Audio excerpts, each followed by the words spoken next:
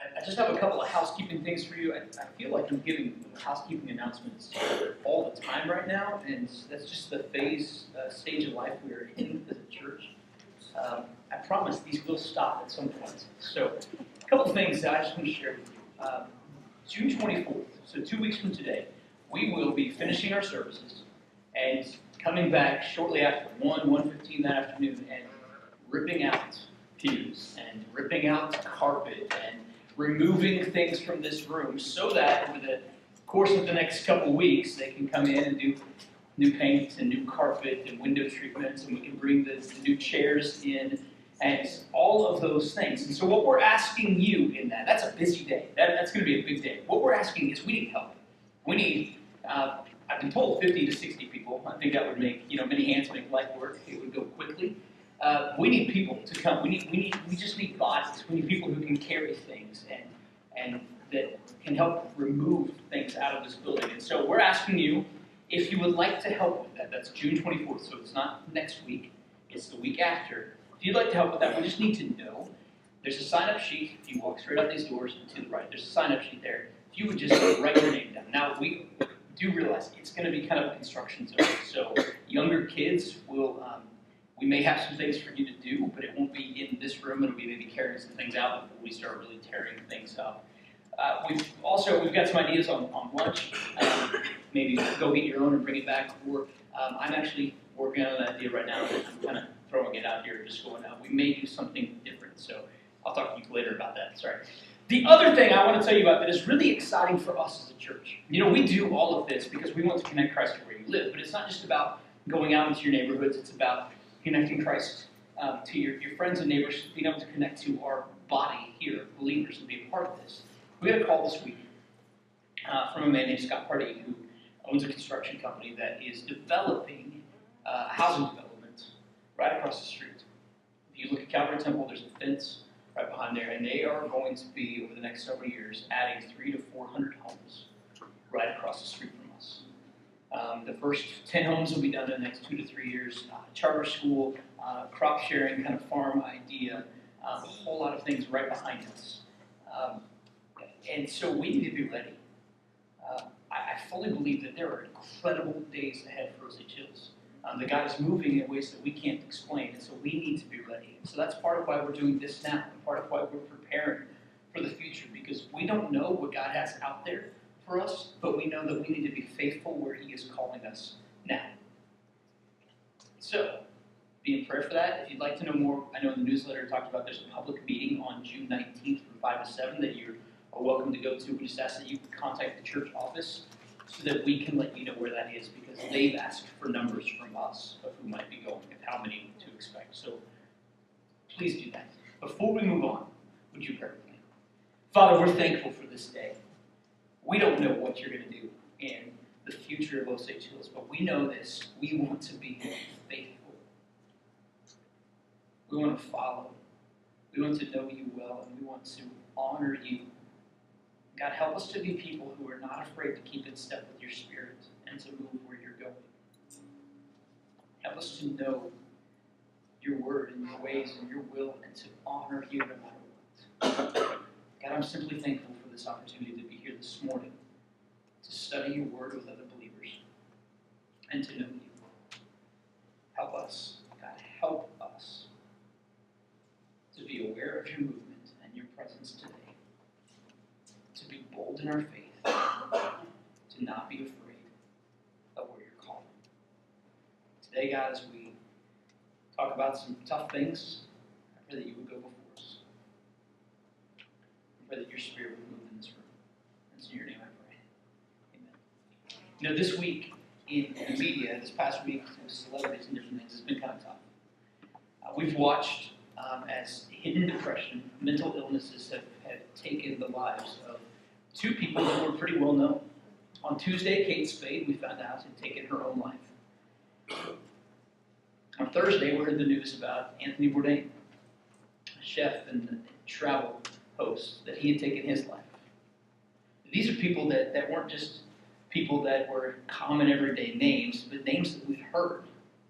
Every girl at a certain age in a certain time period wanted a purse by Kate Spade because it was fun and bubbly I never want one, but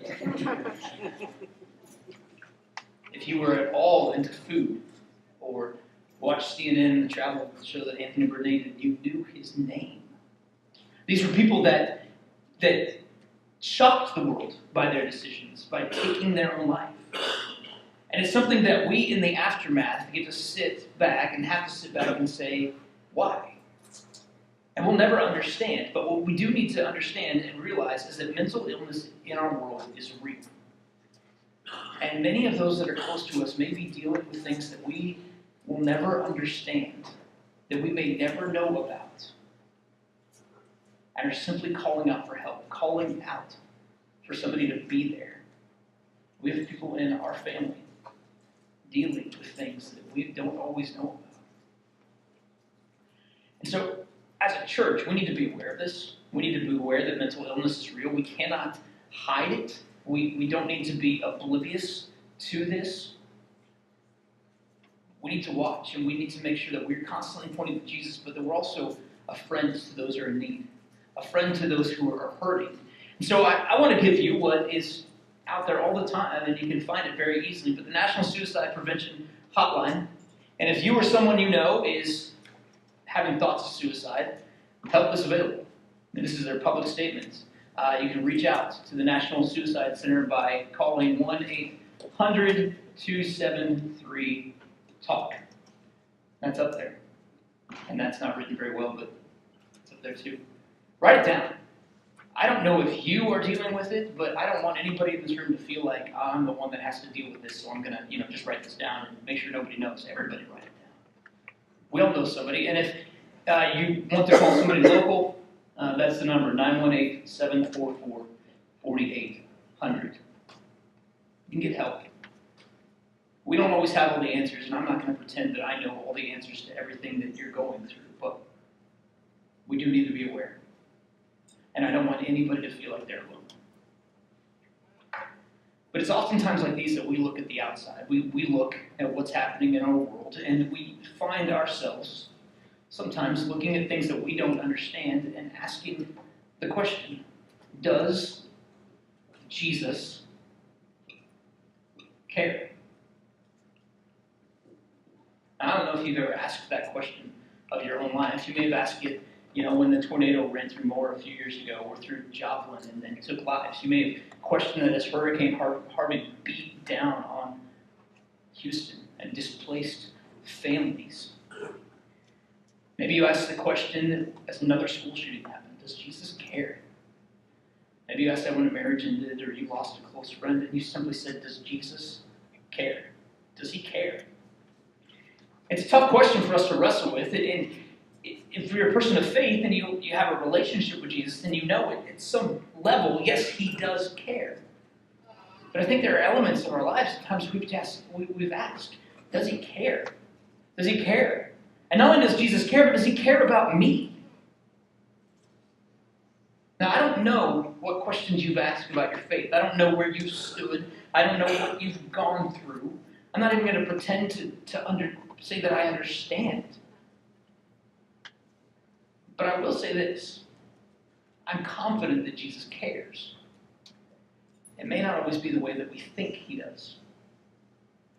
We're going to look at the story of a family today in John 11. It's page 897 in the Bible in front of you. I'd love for you to grab it and just look that up. But we're going to look at the story of a family who had to ask a very similar question. They didn't ask, does Jesus care? But their attitude and their actions at some point and at some level say, does he care? Does he care about me? Does he care about the things that I'm going through? And as we look at their encounter, I would encourage you to do this. Look for key words. Look for key phrases. Underline them in your Bibles. Underline them in the Pew Bible. Somebody else can read it later and see it. Look for the things that Jesus is wanting to say to you today that are sticking out. If you don't listen to a word I say and you just continually read this passage over and over and over, I'm okay with that because he can say it better than I can. But look it up. Robin reminded me of something this week. She sent me a picture. Our youngest, Taryn, had written in her Bible this week a phrase that a minister of ours used to say all the time. The only difference between reading and studying the Bible is a pen and paper. Write it down. If he's speaking to you, write it down. Study his word. Know him. Know that he cares. Verse 1. Now a certain man was ill, Lazarus of Bethany, the village of Mary and her sister Martha. It was Mary who anointed the Lord with ointment and wiped his feet with her hair, whose brother Lazarus was ill. So the sisters sent to him, saying, Lord, he whom you love is ill. But when Jesus heard it, he said, this illness does not lead to death. It is for the glory of God, so that the Son of God may be glorified through it. Now Jesus loved Martha and her sister and Lazarus. Now John gives us enough details to get his point across. Jesus knew these people well. He loved them. He had probably eaten in their home. He may have spent the night there with his disciples. He knew them well. He knew their family. But I think that there's something that John is trying to get across a little more in this story than maybe what we're seeing, even in just the fact that Jesus loves these people. At the end of John, in chapter 20, verse 31, John 20:31, he says this. John says, I have written this book. This entire gospel is written so that you may believe that Jesus is the Christ, the Son of God, and that by believing you may have faith in his name. I forgot to put it on the screen. It's John 20, verse 31. And even this story is meant to point to Jesus. So if this is the case, why would John begin with a man named Lazarus who is on his deathbed and his two sisters, Mary and Martha, are wondering what's going to happen to their brother? We see this answer a couple times in the first 5 verses. Jesus loved them. They were his friends. And John, who's the author of this gospel, even goes on to say that Mary is the one who anoints Jesus, washes his feet with her, and anoints it with her hair and anoints him. Now, what's interesting is that John doesn't tell this story until the next chapter. So at some point, he's assuming that his readers already know what is happening. Maybe they've read Luke's gospel already, or they're familiar with who Mary and Martha and Lazarus are. And John is just simply saying, look, Jesus knew these people well. He has a relationship with them. When Lazarus becomes ill, Mary and Martha are not calling out to Jesus because he's a healer that they've heard about. They're calling out to him because he's their friend. Because they know him. Because they know if anybody can help their brother in this moment, it's Jesus. The thing about Jesus is that he cared about them. And he cares about you. And he cares that you have the type of relationship with him that Mary and Martha and Lazarus had. But he also cares that you know his love. And as we're going to see in this instance, his love didn't give them exactly what they wanted. Warren Wiersbe says it like this: God's love for his own is not a pampering love. It's a perfecting love. Jesus' love is meant to help you grow in him, not give you everything you think that you need. There are many times in life when we want Jesus to fix things so we can be happy. But that's not who Jesus is. I have to be continually reminded when raising kids that that our kids, my job is not to make them happy. Robin reminds me of this because I'm the parent who was like, yeah, you can do that. My kids know this. Like, hey, go to dad if you want to get your way, and you can wear him down. It's not a good thing, and I have to be reminded constantly, my job is not to make my kids happy. It's to make them healthy. To help them grow so that they know how to respect people and they know how to love people well. But first of all and foremost, they know how to follow Jesus. And that's their number one goal in life. Jesus wants you to be healthy, not happy. When we're happy, we assume that everything's going to be okay. One good thing happens and we're happy and life is on the upswing and everything's perfect. But then something happens and it goes downhill and we wonder, is Jesus real? When we're healthy, we have this understanding that following Jesus is the best thing. And happiness just seems to happen.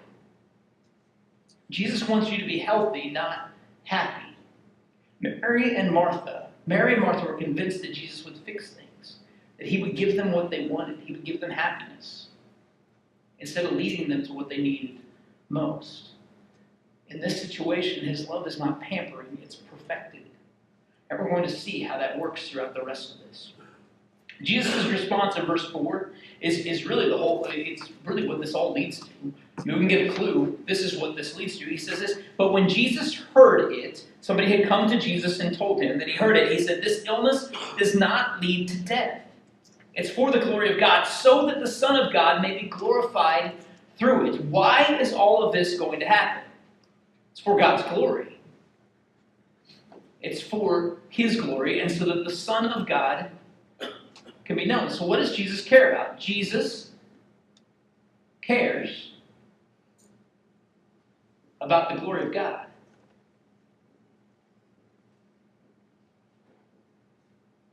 Now, I don't know if you can read this and miss that, because that's what it says. He says, this illness does not lead to death. It is for the glory of God, so that the Son of God, codenamed for Jesus, may be glorified through it. Verse 6. So when he heard that Lazarus was ill, he stayed 2 days longer in the place where he was. We've probably all at some point said, why did he stay? He could have gone back. It could have been quick. Then after this, he said to his disciples, let us go to Judea again. The disciples said to him, Rabbi, the Jews were just now seeking to stone you, and are you not going there again? Jesus answered, are there not 12 hours in the day? If anyone walks in the day, he does not stumble, because he sees the light of this world. But if anyone walks in the night, he stumbles, because the light is not in him. Now, as we saw last week in John 8, Jesus said, this is when the light is shining the brightest. When Jesus was on earth, the light of God was shining the brightest on earth. When Jesus left, the light didn't leave with him, but it doesn't shine as brightly as when the Son of God is physically manifest on earth. But here Jesus is saying, look, the light is shining. Soon darkness is coming. And one thing we need to understand, I've always read this and thought, why does it say, Jerusalem's only 2 miles from Bethany and all those kind of things later, and we see that. And really, the deal is, Jesus is saying, or Jesus isn't even in Jerusalem or Bethany. He's 20 miles away in a town that I didn't write down the name of because I couldn't pronounce it. He's 20 miles away. And so, his disciples are saying, why would we go back there? Why would we go back to a place where people are trying to kill you? Why would we go back to a place where people want to take your life? And Jesus has to remind them, look, we're walking in the light. The darkness is not overcome yet. It's not time. Believers walk in the light. You see that all throughout John's writings. 1 John, light and dark are contrasted. After saying these things, he said to them, our friend Lazarus has fallen asleep, but I go to awaken him. The disciples said to him, Lord, if he has fallen asleep, he will recover. Now Jesus had spoken of his death, but they thought that he meant taking rest in sleep. Then Jesus told them plainly, Lazarus has died. And for your sake, I am glad that I was not there, so that you may believe. Underline that word, believe. Every time we come across it, underline it. But let us go to him. So Thomas, called the twin, said to his fellow disciples, let us also go, that we may die with him. Jesus tells them, we have to go. Lazarus has fallen asleep. The disciples don't really get this reference, so Jesus has to kind of pound it in. Okay, he's dead. Lazarus is no more on this earth. He's dead. But what Jesus says next is really interesting, because he says, for your sake, not mine, for your sake, I'm glad that we weren't there, so that you may believe. Jesus is glad they weren't with Lazarus because he wants his followers to believe. Thomas speaks up, right? We always get this doubting Thomas thing, and Thomas does struggle later to believe that Jesus is really alive. But in this case, Thomas is the one speaking up. Let's go. Let's follow. We may die with him. Understanding, like, we're going back toward Jerusalem. It's not going to be good. And if you see throughout the rest of the book of John, it really isn't. This is the last story in John, before Jesus goes to his death, before everything else leads up in that final week of his life. Many of us have struggled. There are times when we follow Jesus wholeheartedly, and then times when something happens and we go, I don't know. Just like Thomas. Let's lean to those times when we follow wholeheartedly, when we step out, when we don't know where he's going, and we just say, I'm going to follow you.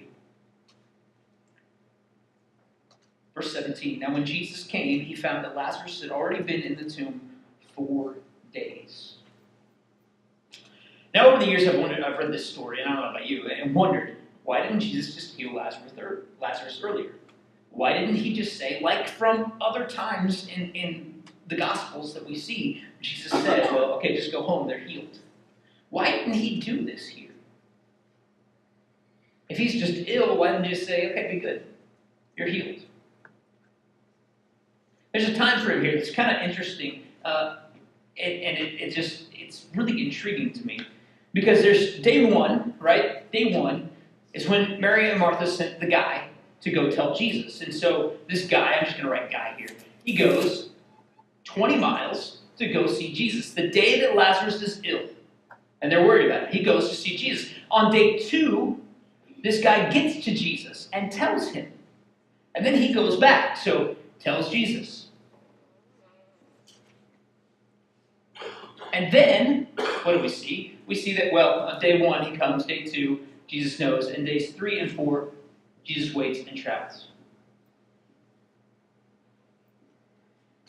Because what we see is that when Jesus gets there, it says Lazarus has already been dead 4 days. Isn't that interesting? There's a time period. You walk 20 miles, you tell somebody this guy's dead. Jesus waits a couple of days, which really should be here. And then he goes on the 4th day. So I wrote that wrong. I apologize. He goes on the 4th day and he says, okay, I'm here, but Lazarus is already dead. 4 days after his death. It's very possible that the day that Mary and Martha sent the guy to go tell Jesus, Lazarus died before Jesus ever got there. And so 4 days is significant here because there's this Jewish philosophy, this Jewish identity, this understanding that the soul, the spirit, would float around the body for 3 days to possibly resuscitate and then move on. 4 days, no. 3 days, yes. I don't really fully understand the difference of a guy's been dead 3 days or a guy's been dead 4 days, the miracle. It's still a miracle. I mean, Jesus is raising this guy from the dead. But in the Jewish mind, there was this understanding that, well, he's been 3 days. He just resuscitated. He's alive. But on the 4th day, the miracle somehow became even greater in Lazarus' life. I don't get it. I don't understand why 4 days is better than 3 days, but because what I see is that Jesus raised the guy from the dead. There's something significant about that others have pointed out. Others who are smarter than me. Bethany was near Jerusalem, verse 18, about 2 miles off, which is why they're worried about Jesus being taken and killed. And many of the Jews had come to Mary and Martha to console them concerning their brother. So when Martha heard that Jesus was coming, she went and met him. Martha went out to meet Jesus. But Mary remained seated in the house. And Martha said to Jesus, Lord, if you had been here, my brother would not have died. But even now I know that whatever you ask from God, God will give you. Jesus said to her, your brother will rise again. Now isn't it interesting that Mary, or Martha, puts the blame on Jesus a little bit. If you had been here, he wouldn't have died. And Jesus said, your brother will rise again. And Martha said to him, I know that he will rise again in the resurrection on the last day. And Jesus said to her, I am the resurrection and the life. Whoever believes in me, though he die, yet he shall live. And everyone who lives and believes in me shall never die. Do you believe this? She said to him, yes, Lord. I believe that you are the Christ, the Son of God, who is coming into the world. And I hope you're underlining belief in there because it comes out a whole lot. Martha's coming strong at Jesus. If you had been here, if you'd arrived 4 days earlier, if I'd only shown up 5 minutes earlier, if I hadn't made that decision, if's a pretty big word. There are a lot of times when we blame circumstances and blame people on the ifs in life. Almost as if she's blaming Jesus for Lazarus' death. Yes, she seems to have come to grips with it. She seems to understand he's dead and he will be resurrected at the end of times. The last day. It's good theology there. She understands that at least. But she says something else in mind. I am the resurrection and the life. Whoever believes in me, though he die, yet shall he live. And everyone who lives and believes in me shall never die. Do you believe this? The resurrection up until this point had only been thought about in terms of the end of time, the end of days. When Christ comes back, when the world is over and God takes his own and be raised to life. But Jesus is changing the script once again. He's saying, I am the resurrection and life. Whoever believes in me, though he dies, yet he shall live. So what does Jesus care about? Jesus cares about your belief in him.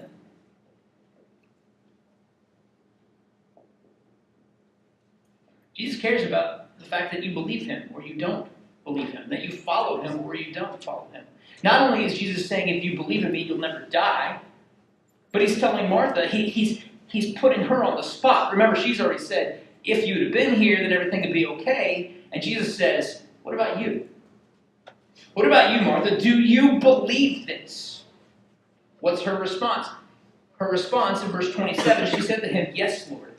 I believe that you are the Christ, the Son of God, who is coming into the world. In one short response, Martha proclaims everything. She may not understand all that has happened, but remember, this is a perfecting love. Jesus is about perfecting her. He's about changing things. He's about making sure that she understands who he is. She believes that Jesus is the Christ. She believes that Jesus is the Son of God. She believes he has come into the world. In fact, the word come there, that coming is best translated as come or arrive. He has come into the world. He has arrived in the world. The Son of God has come down to the world. He's not from here, but he's here. Because Jesus cares about about your belief in him. Verse 28, when she had said this, she went and called her sister Mary, saying in private, catch that, in private, the teacher is here and is calling for you. And when she heard it, she rose quickly and went to him. Mary got up and went. Now, Jesus had not yet come into the village, but he was still in the place where Martha had met him. And then the Jews see that she's getting up and going, and they're consoling her because a lot of them had come to console them. And they saw Mary rise quickly and go out. They follow her, supposing that she was going to the tomb to weep there. And there were mourners who had gathered around her. Now when Mary came to where Jesus was and saw him, she fell at his feet, saying to him, Lord, if you had been here, my brother would not have died. It's a very similar response to Martha. If you had been here. Martha's trying to give Mary the opportunity to talk to Jesus alone, and everybody else follows, and Mary does the same thing Martha does. If you'd been here. If only a little bit earlier. If only you had been here, it would be different. So they're both convinced that Lazarus would not have died if Jesus had been around. And they're quick to call him out on it. But they're also quick to call him Lord. How often have we called Jesus Lord and said, only if you give me this? How often have we said, Lord, I will follow you, but first? It's not the way it goes. That's not the way it's intended to work. It's intended to be Lord, period.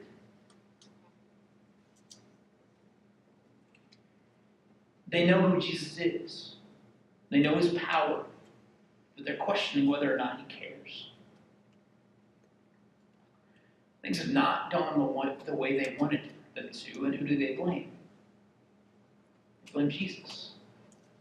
There's times in our lives when things don't go the way we want them to, and we blame Jesus. We believe that he's Savior and Lord. But we forget that we're not. We sometimes don't understand why God does things the way he does. We forget to see the sin in the world around us. Verse 33. When Jesus saw her weeping, and the Jews who had come with her also weeping, he was deeply moved in his spirit and greatly troubled. And he said, "Where have you laid him?" They said to him, "Lord, come and see." And everybody's favorite memory verse, Jesus wept. So the Jews said, "See how he loved him." But some of them said, "Could not he who opened the eyes of the blind man have also kept this man from dying?" Number one, I love that they were paying attention to the blind man. It had never happened before. They were paying attention. The Jews are convinced that Jesus is weeping because of his love of Lazarus, because he's dead. And he cares about the family, and he's there to console them. But let me ask you a question.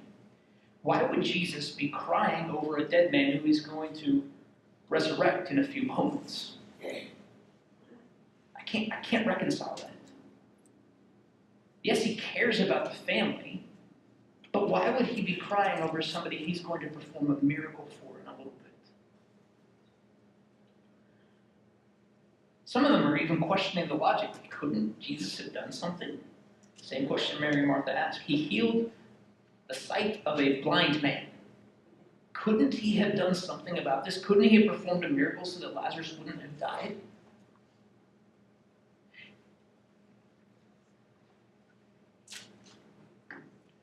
Jesus cares about your faith in him. Many commentators believe that Jesus here is weeping because of a lack of faith of those around him.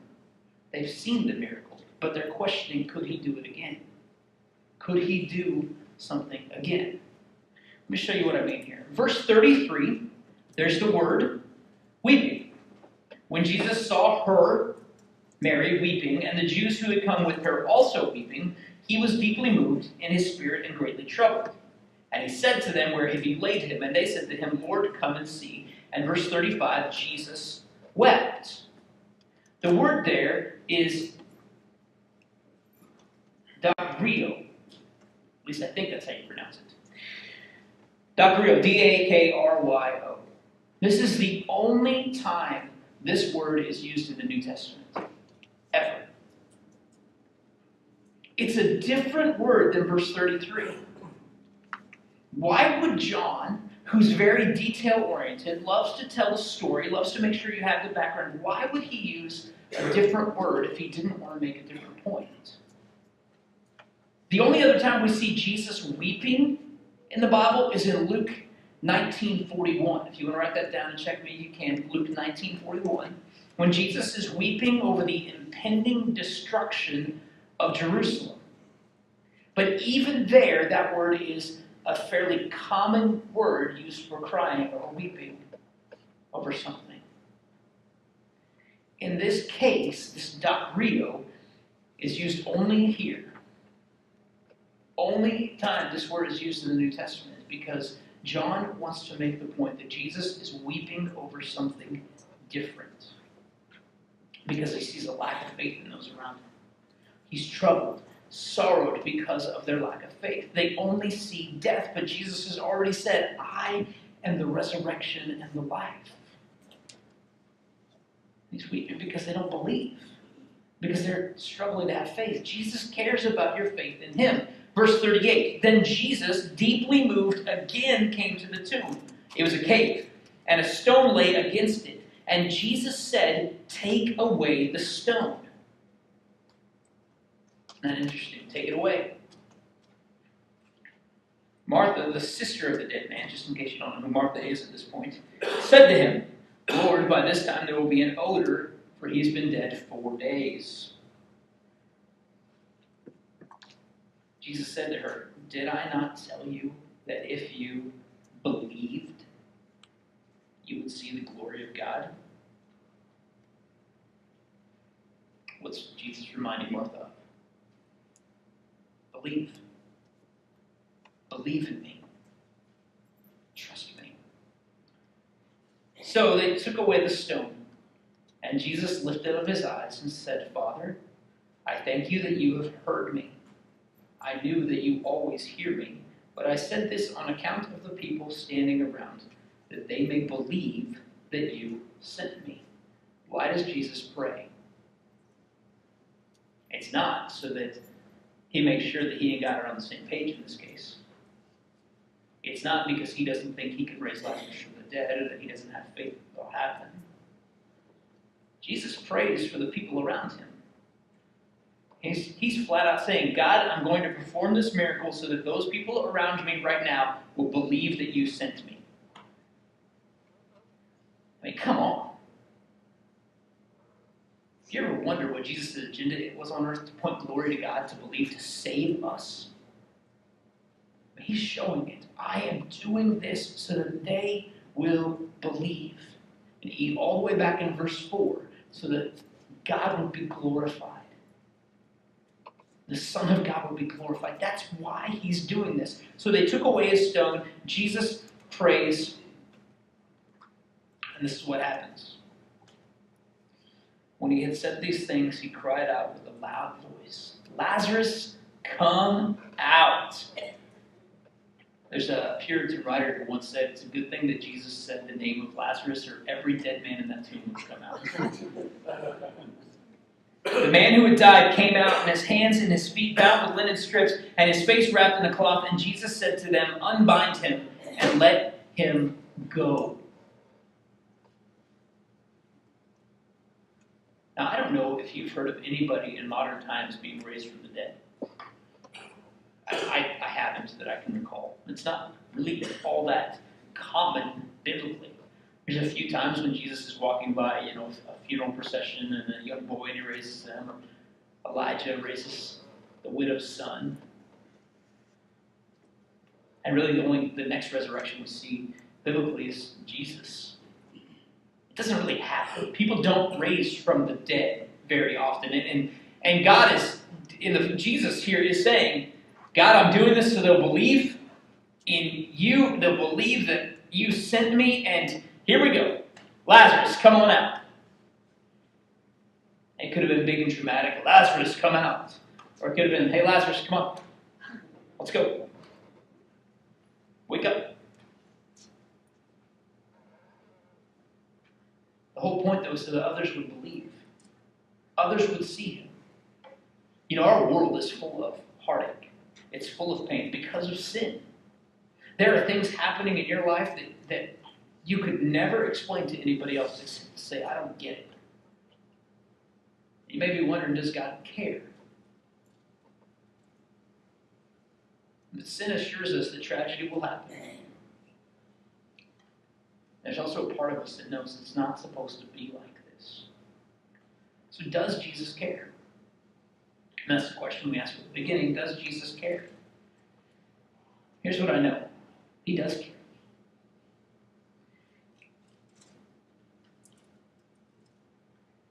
Here's what else I know. Jesus cares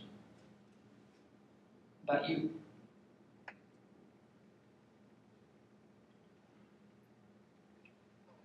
He wants a relationship with you. He wants you to know him, to read his word, to find him, to find those places where he wants to transform you and to know him well. He cares about you more than anything else. How do I know that? Because Jesus, the Son of God, left heaven to come to this crummy earth in the form of a man to teach us what it is to walk with God and to follow him and to call us out and to say, I've got something better. I've got something greater. To live, to die, so that we might have the opportunity to be forgiven, to take the sin of the world on his shoulders, to be separated from the Father for a brief time, to be resurrected so that we might have that opportunity to have new life in him, that we might be transformed. He cares about you and he wants a relationship with you. And if you don't believe me, I dare you to read the New Testament and find something different. I dare you to read the Gospels, to read Jesus' words and find something other than he cares about you, that he loves you. And his love is not about pampering you, but it's about perfecting you into his image and his likeness. If you don't think God cares about you, read what Paul wrote. Read what Peter wrote. Read what the New Testament authors wrote and find it out for yourself. Because I guarantee you're not going to find anything different. But I dare you to try.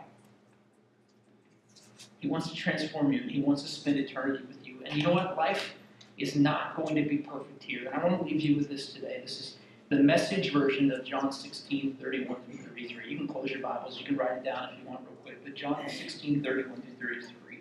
The Message paraphrase says this. Jesus answered them, "Do you finally believe? Do you finally believe? In fact, you're about to make a run for it. Saving your own skins and abandoning me." He's headed up to the cross. "But I'm not abandoned. The Father is with me. And I've told you all this so that trusting in me, you will be unshakable and assured, deeply at peace. In this godless world, you will continue to experience difficulties. But take heart. I've conquered the world." Jesus cares about you. Father, I'm thankful that we are not alone. This world has lots of troubles and lots of pain, but you will never leave us. And you will never forsake us. And you care about us. Help us to stand firm and strong and aware of you. Help us to know that goodness and that grace and that love that comes from you.